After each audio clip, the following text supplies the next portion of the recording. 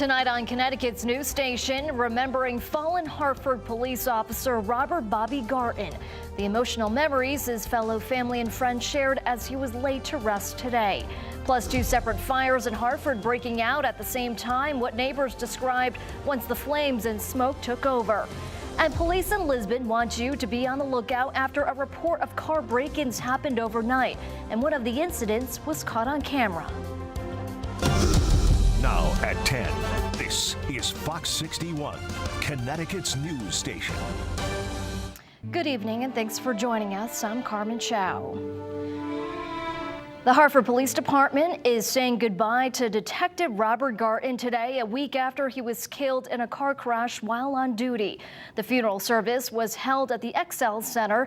Hundreds of law enforcement officers from the Northeast poured in to show their support. Fox 61's Brooke Griffin spoke with those who say it's important to show up for the Blue Brotherhood. Officers I spoke with today say that this flag looming over downtown Hartford is a symbol of someone who paid the ultimate sacrifice for their city and for their job. And this is something that nobody here is taking lightly. Downtown Hartford was quiet today, only the sounds of mourning echoing through police-aligned streets. Hundreds of officers from around the Northeast here to grieve Detective Robert Garton. This is a brotherhood, this is a sisterhood, and they will travel from out of state, they will travel out of country. You're going to see officers from Canada today probably also. I had some friends who were from Washington State who were going to come out and those sorts of things. So because it's that important to show. Though not everyone traveled from afar. In fact, it's those closer to home who are likely hurting the most. I knew Bobby's father and had worked with him as a detective for some time. The Avon chief saying whether or not he would attend was never a question. All coming back to one repeated phrase: policing is a brotherhood. You know, working 24 hours a day, 7 days a week means that you spend Christmases and Thanksgivings together, New Year's, times away from your family, so it becomes a second family. But on days like today, he tells us he can't imagine how Bobby's family is feeling. I have a son who's getting older and is interested in law enforcement, so obviously you put yourself in those shoes thinking, the loss of a son who followed in your footsteps and really just wanted to be like you growing up. I'm sure his heart is completely broken and shattered at this point.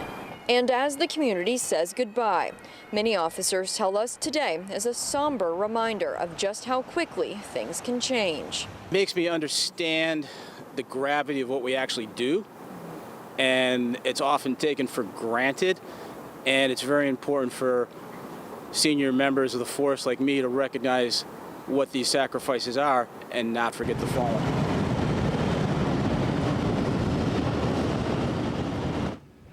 And that was Brooke Griffin reporting. If you weren't able to attend the service today, you can still pay your respects at the Memorial Cruiser outside of the Hartford Police Department.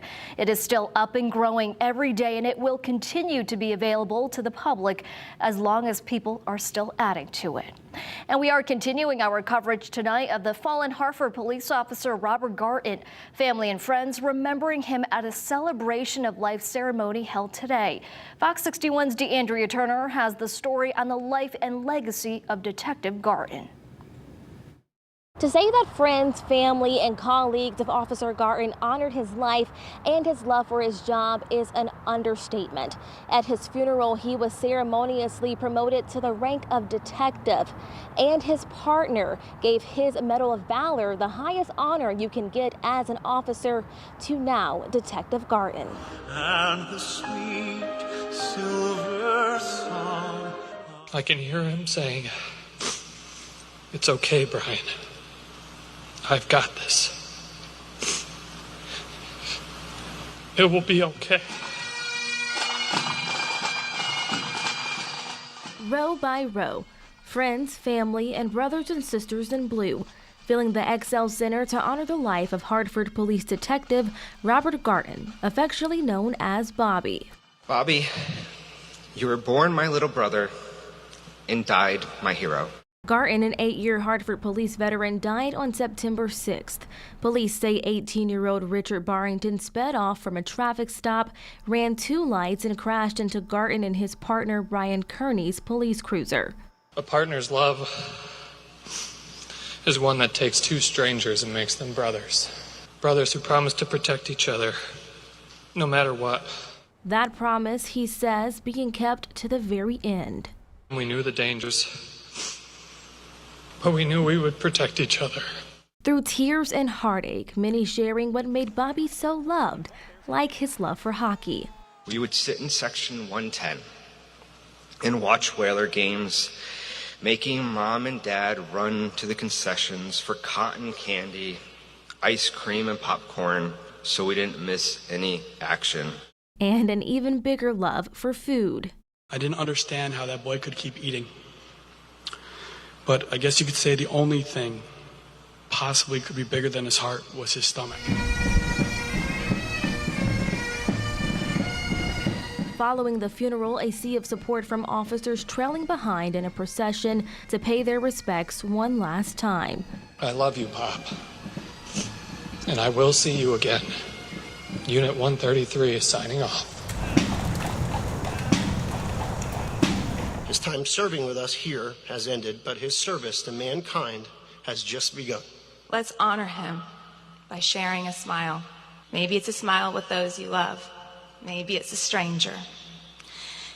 And may we all let Bobby's bright light still shine on.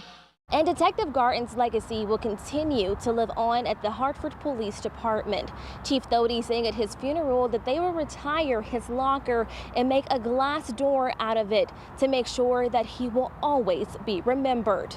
In Hartford, DeAndrea Turner, Fox 61, Connecticut's news station.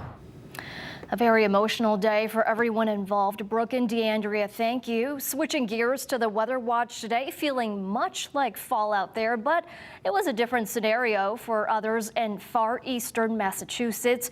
Here's meteorologist Ryan Britton joining us. Hey, Ryan. Yes, hi, Carmen. Hi, everybody. Very lucky here in Connecticut that we missed almost all of the rain from Lee. It was breezy yesterday and today, but the center of the storm clipping the western part of Nova Scotia, now heading into the Bay of Fundy, bringing a lot of rain and wind to eastern Maine today. By the way, we'll have a report coming up in a few minutes from the down east Maine coastline, which is really in the thick of that today. Around here, we had some clouds for much of the day, but those have started to break apart and move away. And on the backside of the storm, we have a nice dry air mass, so it's super comfortable outside. 67 in Hartford, down to 54 in Waterbury, 63 in Chester. The wind now starting to settle down, and it will be a cool night. We'll drop to 53 in Hartford, 57 in New Haven, and a place like New Milford, a low of 48 degrees Sunday morning. Beautiful start to the day. It'll be clear, cool, and dry. Temperatures rising through the 50s and 60s. Highs tomorrow afternoon between 75 and 80. There will be some clouds coming in during the afternoon and a chance for some showers after the sun goes down and into tomorrow night. This is our next system that comes in for Monday, which looks like a pretty wet day. We'll have the timeline on this and a look ahead to a good stretch after it coming up. All right, Ryan, thank you. A busy night for Hartford firefighters. Multiple fires taking place across the capital city tonight, leaving several residents displaced. Fox 61's Jake Garcia is live in Hartford with the very latest. Jake?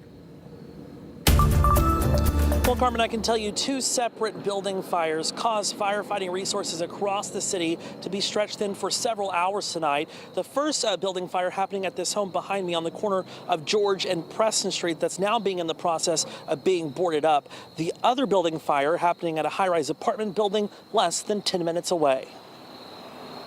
Just before 6 o'clock Saturday, Hartford firefighters were called to a high-rise apartment building on Charter Oak Avenue. It was a fire in a closet on the 4th floor that the sprinkler went off, but being on the 4th floor of a multi-story high-rise, we had to shut the sprinkler system down, and occupants from floors 5 and above were sheltered in place. It was contained to the apartment of origin, but we had a lot of water from the sprinklers until we got shut down from floors 1 through 3. The fire waking Jamal Cherry from his sleep. He recounted what he witnessed while evacuating the building. And next thing you know, when I walk down, I see smoke. Then I'm a couple floors. It was water. The fire caused residents to be left outside while firefighters put out the fire. Around the same time, 911 calls were reporting a fire at a home on the corner of George and Preston Streets, which caused fire resources in the capital city to be stretched thin. At the time of dispatch, we only had 3 engine companies and 2 ladder companies left in the city. They were dispatched from Central and North to come down here to George Street because we were in the process of relocating. And the first company on arrival reported heavy fire conditions from the front of the building, 2nd floor, and extending up to the 3rd floor. The firefight lasting well into the night. People who live inside will be relocated because all utilities have been turned off. As for the cause of the fire, so it's under investigation at this time, and really 2nd floor, it looks like it started and worked its way up to 3. Now, no one was injured in either fire. Now, we've learned tonight that the residents of the high-rise building on Charter Oak will be relocated. The City Special Service Unit, as well as the Red Cross and CT Transit, are standing by to help. It's still unclear how many families are affected and how long they will be displaced. Live in Hartford, Jake Garcia, Fox 61, Connecticut's news station. Jake, thank you. 3 people are in the hospital. One of them is in critical condition after an overnight shooting in Hartford. Police say they responded to the area of 22 Elliott Street around 2 a.m. Moments later, 3 people arrived at the hospital who had been shot. 2 of them are men. Both were alert and conscious when they arrived at the hospital. Police say the 3rd person, a woman, had multiple gunshot injuries and is currently in critical condition. No word on any suspects as police are still investigating this incident. Now to Lisbon, where troopers are investigating a report of car break-ins that took place overnight. Take a look at this Ring camera footage. You can see the suspect try to open the passenger door of the blue truck, and as soon as that light comes on, they leave and hop into another car waiting for them at the end of the driveway. Police are using this as a reminder for everyone to lock their cars and to stow away valuables. Anyone with information on the suspect should reach out to police. In New Haven, police say a person was taken to the hospital after a crash on Fox and Boulevard around 5 a.m. today. Fire officials confirmed the crash involved a motorcycle and a car, but the car left the scene. There is limited information on the story, but as soon as we receive more details, we will have an update. Staying in New Haven, officials say there was a large trash and tire fire in the area of Waterfront Street around noon today. This is just below the Pearl Harbor Bridge, and a driver on the highway who just so happened to stumble upon the fire, allowing us to share this photo of the scene. You can see that thick black smoke billowing in the air from miles away. So far, no injuries have been reported.